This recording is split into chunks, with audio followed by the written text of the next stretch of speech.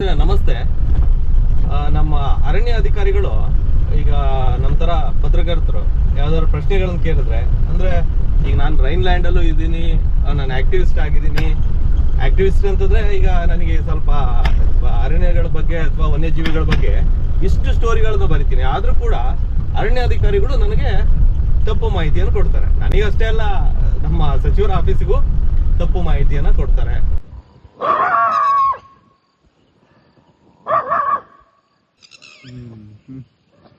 ಇದೇನಾ ಮರ ಹೆಂಗ್ ಬತ್ತೈತೆ ಇಲ್ಲೇ ನೈಟ್ ಬಿಟ್ಟು ಹೆಂಗ್ ಮರ ಮಾಡೋದ ಇಲ್ಲಿ. ಚಿಕ್ಕಮಗಳೂರು ಜಿಲ್ಲೆ ಭದ್ರಾ ಟೈಗರ್ ರಿಸರ್ವ್ ಅಲ್ಲಿ ಬಿಟ್ಟಂತಹ ಒಂದು ಕರಡಿ ಸುಮಾರು 75 ಕಿಲೋಮೀಟರ್ ಹತ್ತತ್ರ ಅದು 24 ಗಂಟೆಯಲ್ಲಿ ಓಡಿ, ಅದ್ರ ಜೊತೆಗೆ ಜನನಿಬಿಡ ಪ್ರದೇಶದಲ್ಲಿ ನಾಯಿಗಳ ಮಧ್ಯೆ, ಜನರ ಮಧ್ಯೆ ಎಲ್ಲ ತೋಟ ಬೇಲಿ ಎಲ್ಲ ಹಾರ್ಬಿಟ್ಟು ಶಿವಮೊಗ್ಗ ವಿಮಾನ ನಿಲ್ದಾಣದ ಕಾಂಪೌಂಡ್ ಅನ್ನು ಜಿಗಿದು ಅಲ್ಲಿ ಪಕ್ಕಕ್ಕೆ ಒಂದು ಅಂಗನವಾಡಿ ಸಮೀಪದಲ್ಲಿ ಅದನ್ನ ಸೆರೆ ಹಿಡಿಯಲಾಯಿತು.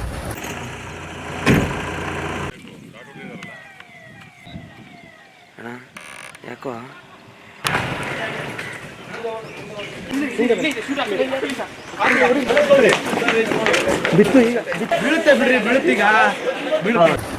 ಇದು ಮಂಗಳವಾರ ಅದನ್ನ ಸೆರೆ ಸಿಗ್ತದೆ.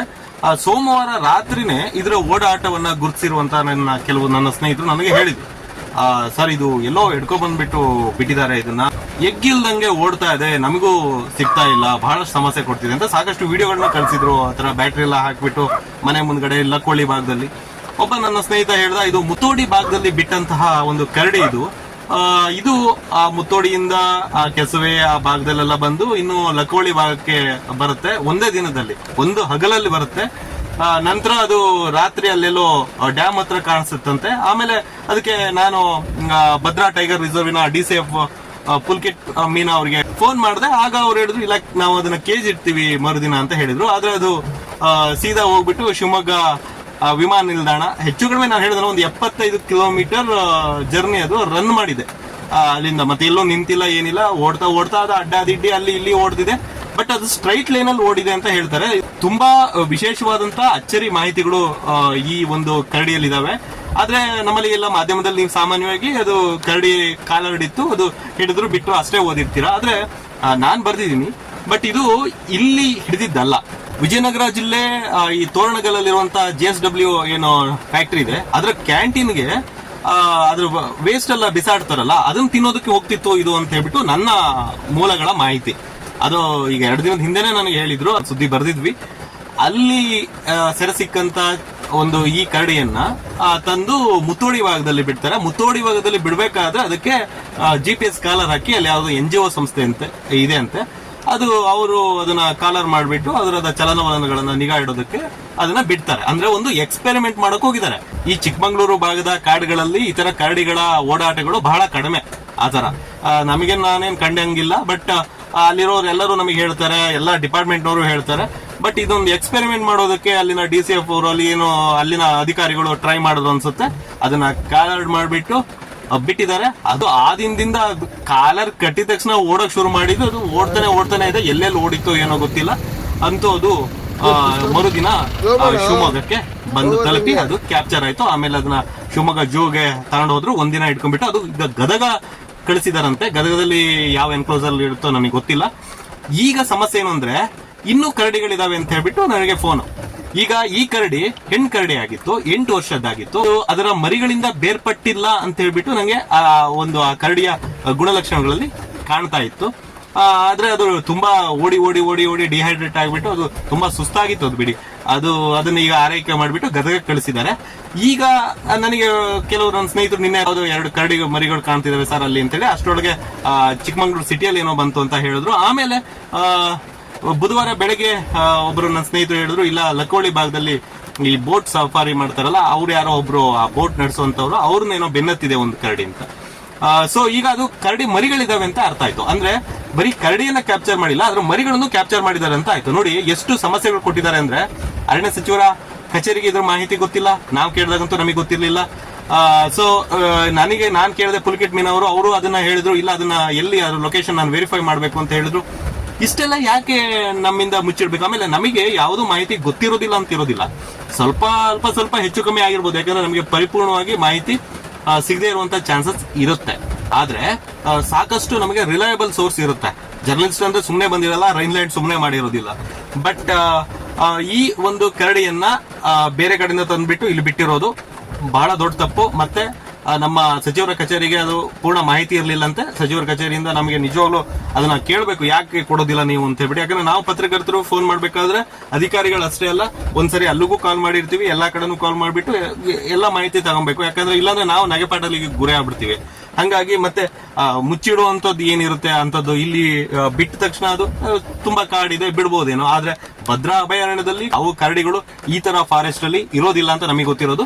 ಹಂಗಾಗಿ ಪ್ಯೂರ್ ಆಗಿ ಇವರು ಎಕ್ಸ್ಪೆರಿಮೆಂಟ್ ಮಾಡೋದಕ್ಕೆ ನೋಡಿದ್ದಾರೆ ಅಂತ ನನಗೆ ಅನ್ಸಿರೋದಂಥದ್ದು. ಇನ್ನು ಆ ನಾಯಿಗಳೆಲ್ಲ ಬೆನ್ನಟ್ಟಿದೆ. ಈ ನಾಯಿಗಳೆಲ್ಲ ಬೆನ್ನಟ್ಟಿದ್ದು ನೋಡಿಬಹುದು. ಚನ್ನಪಟ್ಟಣದಲ್ಲಿ ಆ ರಸ್ತೆ ಮಧ್ಯೆ ಬೈಕ್ ನವರಿಗೆ ದಾಳಿ ಮಾಡಿದಂತಹ ಕರಡಿ, ಅವ್ರನ್ನೆಲ್ಲ ಬೆನ್ನಟ್ಟಿ, ಆಮೇಲೆ ಅವ್ರು ಅದನ್ನ ಬೆನ್ನಟ್ಟಿ ಅದನ್ನ ಹಿಡಿದು ಮೆಟ್ಟಿ ಗಿಟ್ಟಿ ಸಿಕ್ಕಾಪಟ್ಟೆ ವೈಲೇಷನ್ ಮಾಡ್ಬಿಟ್ಟು ಹಿಡಿದಿದ್ರು ಅಂತೂ ಪಾಪ. ಅಂದ್ರೆ ರೈತರು ಏನ್ ಮಾಡ್ತಾರೆ, ಅಲ್ಲಿ ಸಿಬ್ಬಂದಿ ಏನೋ ಭಾಗಿಯಾಗಿದ್ರಂತೆ, ಒಟ್ಟು ವಿವೇಚನಾ ರಹಿತವಾಗಿ ಅವೈಜ್ಞಾನಿಕವಾಗಿ ಹಿಡಿದ್ರು. ಆದ್ರೆ ಅದು ಬನ್ನೇರುಘಟ್ಟಕ್ಕೆ ಸಾಗಿಸಿದ್ರು, ಅದು ಅಲ್ಲಿ ಸತ್ತೋಗಿದೆ. ಸತ್ತೋದ್ಮೇಲೆ ಅದು ವೈದ್ಯಕೀಯ ಪರೀಕ್ಷೆಯಲ್ಲಿ ರೇಬಿಸ್ ರೋಗ ಇದೆ ಅಂತ ಗೊತ್ತಾಗಿದೆ. ಈಗ ಆ ರೇಬಿಸ್ ರೋಗ ಇರೋ ಕಾರಣಕ್ಕಾಗಿ ಸುಮಾರು ಒಂದು 30-32 ಜನ ಸಿಬ್ಬಂದಿಗಳನ್ನು ಸೇರಿಸಿ ಜನರೆಲ್ಲ ಈಗ ಚುಚ್ಚುಮದ್ದನ್ನ ತೆಗೆದುಕೊಂಡಿದ್ದಾರಂತ. ಜೊತೆಗೆ ಜಾನುವಾರುಗಳಿಗೂ ಕೂಡ ಕೆಲವರುಗಳಿಗೆ ಕೊಡಿ ಅಂತ ಹೇಳ್ಬಿಟ್ಟು ಅಲ್ಲಿ ಪಶು ವೈದ್ಯರೇನೋ ಹೇಳಿದಾರಂತೆ. ಹೀಗೆ ಈ ತರ ಸಮಸ್ಯೆಗಳಿದಾವೆ. ಈಗ ಈ ಕರಡಿಯು ಕೂಡ ಅಲ್ಲೆಲ್ಲ ಓಡಾಡಿತ್ತು, ನಾಯಿಗಳು ಬೆನ್ನಟ್ಟಿದ್ದು. ಇದಕ್ಕೆ ಇನ್ನೇನ್ ಸಮಸ್ಯೆ ಇದೆಯೋ ಅದನ್ನು ಪರೀಕ್ಷೆ ಮಾಡಬೇಕು. ಮತ್ತೆ ಇದನ್ನ ಸೀದಾ ತಗೊಂಡು ಹೋಗ್ಬಿಟ್ಟು ಗದಗಕ್ಕೆ ಕಳಿಸಿದ್ದಾರೆ. ಯಾರೋ NGO ಸಂಸ್ಥೆಯವರು ಅದಕ್ಕೆ ಒಂದು ಕಾಲರ್ ಕಟ್ಟಿದ್ದಾರೆ. ನಾನು ಆ ಫೋಟೋದಲ್ಲಿ ನೋಡ್ತಾ ಇದ್ದೆ, ಟೈಟ್ ಆಗಿ ಕಟ್ಟಿದ್ದಾರೆ. ಅಲ್ಲೇನೋ ಆಪರೇಷನ್ ಸಮಯದಲ್ಲೂ ಕೂಡ ಅದನ್ನ ಬಿಚ್ಚೋಕ್ ಬಂದಿಲ್ಲ ಅಂತ ಅವ್ರು ಯಾರೋ ಒಬ್ರಿಗೆ. ಅದ್ರ ಬಗ್ಗೆನೂ ಕೂಡ ನಮ್ಮ ಸಚಿವರ ಕಚೇರಿಯಿಂದ ಮಾಹಿತಿ ತಗೊಬೇಕು.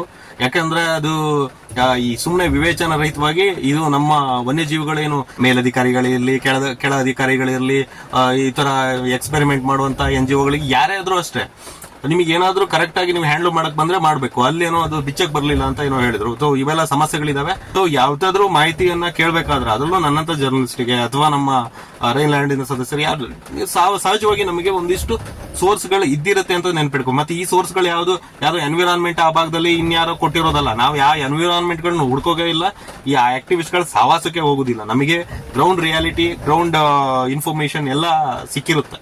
ಆಮೇಲೆ ಜೊತೆಗೆ ನಾವು ಫೋಟೋ ವಿಡಿಯೋಗಳು ಆತರ ಸಾಕ್ಷಿ ಇಲ್ಲದೆ ಆತರ ಮಾಡೋದೇ ಇಲ್ಲ, ಬರೆಯೋದೇ ಇಲ್ಲ. ಆಮೇಲೆ ನಮ್ಮನ್ನ ನಂಬುವಂತವ್ರು ಇದಾರೆ. ರೈನ್ಲ್ಯಾಂಡ್ ಅಂತ ಅಂದ್ರೆ ಅಥವಾ ನನ್ನ ಉದಯ್ ಸಾಗರ್ ಅಂತ ಅಂದ್ಬಿಟ್ರೆ ನಮಗೆ ಒಂದಿಷ್ಟು ಮಾಹಿತಿಗಳನ್ನ ಕೊಡುವಂತವ್ರು ಇದಾರೆ. ಹಂಗಾಗಿ ನಮಗೆ ಗೊತ್ತಿರುತ್ತೆ.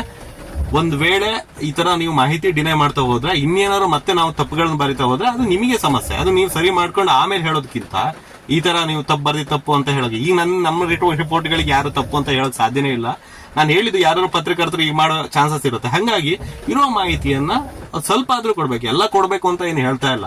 ಯಾಕಂದ್ರೆ ನೀವೆಲ್ಲ ಮಾಹಿತಿ ಕೊಟ್ಟಂಗೂ ವಿಶೇಷವಾದ ಜ್ಞಾನ ನಮ್ಮ ಜರ್ನಲಿಸ್ಟ್ಗಳಿಗೆ ಯಾವ್ಯಾವ್ದೋ ತರದ ಒಂದು ಆಂಗಲ್ ಗಳನ್ನ ಕೊಡ್ಕೊಂಡ್ಬಿಟ್ಟು ಅದು ನಿಮಗೆ ಸಮಸ್ಯೆ ತಂದು ಹಾಕಿದ್ರೆ. ಆದ್ರೆ ಕೊಡುವಂತ ಮಾಹಿತಿ, ಈಗ ಈ ಕರಡಿ ಬಂದಿದೆ, ಈ ಕರಡಿ ಎಲ್ಲಿಂದ ಬಂದಿದ್ದು, ಅದ್ರ ಆರಿಜಿನ್ ಬೇಕಲ್ಲ, ಎಲ್ಲಿಂದ ಅದು ಬಂತು ಅಂತ ಬೇಕಲ್ಲ. ಈ ಕರಡಿ ಸುಮ್ಮನೆ ಕಾಲ ಓದ್ಕೊಂಡ್ಬಿಟ್ಟು ಓಡ್ ಬಂದಿರುತ್ತಾ?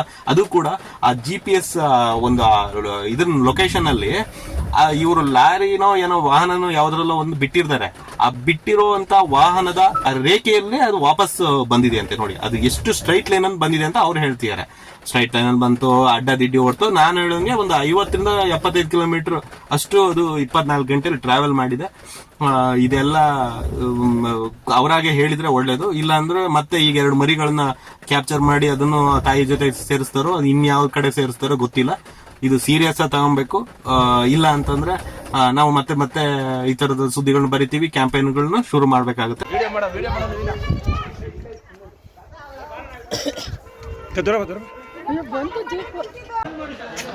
ಬಾ ಹಾ ಅಲ್ಲೇ ಆ ಕಡೆ ಹೋಗ್ರಿ.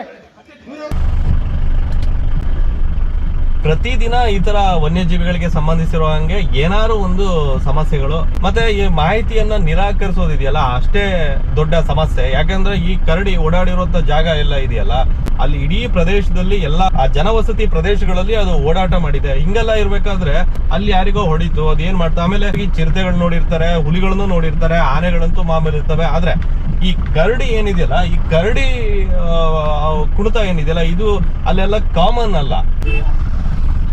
ಕರಡಿಗಳು ಕೂಡ ಹೊರಗಡೆ ಬರ್ತಾ ಇದೆ, ಆಹಾರಕ್ಕಾಗಿ ಬರ್ಬೋದು, ಮೇವಿಗಾಗಿ ಬರ್ಬೋದು. ಆಮೇಲೆ ಕ್ಯಾಂಟೀನ್ ಅಂತ JSW ಕ್ಯಾಂಟೀನ್ ಹೇಳ್ದಲ್ಲ, ಅದು ನನಗೆ ಗೊತ್ತಿರೋದು ಕ್ಯಾಂಟೀನ್ ಊಟಕ್ಕೆ ಅಂತ. ನಾನು ಮೊದಲೇ ನಮ್ಮ ರೈನ್ಲ್ಯಾಂಡ್ ಅಲ್ಲಿ ಹೇಳಿದ್ದೆ, ಇವುಗಳಿಗೆ ಈ ತರದ ಹ್ಯಾಬಿಟ್ ಅಂದ್ರೆ ಈ ಲೆಫ್ಟ್ ಓವರ್ ಅಂತ ಏನಾಯ್ತು ಅಂದ್ರೆ ಫುಡ್ ನ ಹೊರಗಡೆ ಚೆಲ್ತೀವಲ್ವಾ, ಅದು ದೇವಸ್ಥಾನ ಇರ್ಬೋದು, ಅಲ್ಲಿ ಇಲ್ಲಿ ಎಲ್ಲ ಕಡೆನೆ ಈ ಒಂದು ಫುಡ್ ನ ತಿನ್ನೋದಕ್ಕೆ ಅರಸಿ ಬರುವಂತದ್ದು ಕರಡಿಗಳು. ಆ ಬಿಹೇವಿಯರ್ ಎಲ್ಲಾದ್ರೂ ಆಯ್ತು ಅಂತಂದ್ರೆ ಅವುಗಳು ಅದನ್ನೇ ಕಂಟಿನ್ಯೂ ಮಾಡ್ತವೆ. ಒಂದು ಸಲ ಆ ಒಂದು ಹವ್ಯಾಸವನ್ನು ಬೆಳೆಸ್ಕೊಂಡ್ವು ಅಂತಂದ್ರೆ ಅವುಗಳು ಪುನಃ ಮತ್ತೆ ಆ ಫುಡ್ ನ ಅರಸ್ಕೊಂಡು ಬರ್ತವೆ. ಈ ತರ ತುಂಬಾ ನಾನು ಈ ದೇವಸ್ಥಾನಗಳಲ್ಲಿ ಅಲ್ಲೆಲ್ಲ ಎಸಿತಿರುವಂತದ್ದು, ಕಾಡು ಮಧ್ಯೆ ಇರುವಂತದ್ದೆಲ್ಲ ನೋಡಿದ್ವಿ. ಹಂಗಾಗಿ ಆ ಬಿಹೇವಿಯರ್ ಅಲ್ಲಿತ್ತೋ ಏನೋ ಗೊತ್ತಿಲ್ಲ. ಈ ಕರಡಿ ಅಷ್ಟೇ ಅಲ್ಲ, ನಮ್ಮ ಪಶ್ಚಿಮ ಘಟ್ಟದಲ್ಲಿ ಯಾವುದೇ ಏನ್ ಮಾಡಿದ್ರು ಸಹಜವಾಗಿ ನನಗೆ ಹೇಳುವಂತ ಇನ್ಫಾರ್ಮರ್ಸ್ ಇರ್ತಾರೆ, ಅಥೆಂಟಿಕ್ ಆಗಿ ಕೊಡುವಂತರು ಇರ್ತಾರೆ. ಹಂಗಾಗಿ ನನಗೆ ಈ ಕರಡಿ ಯಾಕೆ ಹಿಂಗಾಯ್ತು ಏನು ಅಂತ ಹೇಳ್ಬಿಟ್ಟು ಮತ್ತೆ ಫಾಲೋ ಅಪ್ ಮಾಡ್ಬೇಕು. ಯಾಕಂದ್ರೆ ಚಿಕ್ಕಮಂಗ್ಳೂರಿಗೆ ತಂದು ಬಿಟ್ಟು ಅದನ್ನ ಇವರೇನು ಎಕ್ಸ್ಪೆರಿಮೆಂಟ್ ಮಾಡಕ್ ನೋಡಿದ್ರು ಅಥವಾ ಇನ್ನೇನ್ ಮಾಡಕ್ ನೋಡಿದ್ರು, ಅಂತದ್ದು ಏನಿತ್ತು ಇಲ್ಲಿ ತಂದು ಬಿಡುವಂತದ್ದು ಎಲ್ಲ ನಾವು ಅದನ್ನ ಪರಿಗಣಿಸ್ಬೇಕು. Thank you.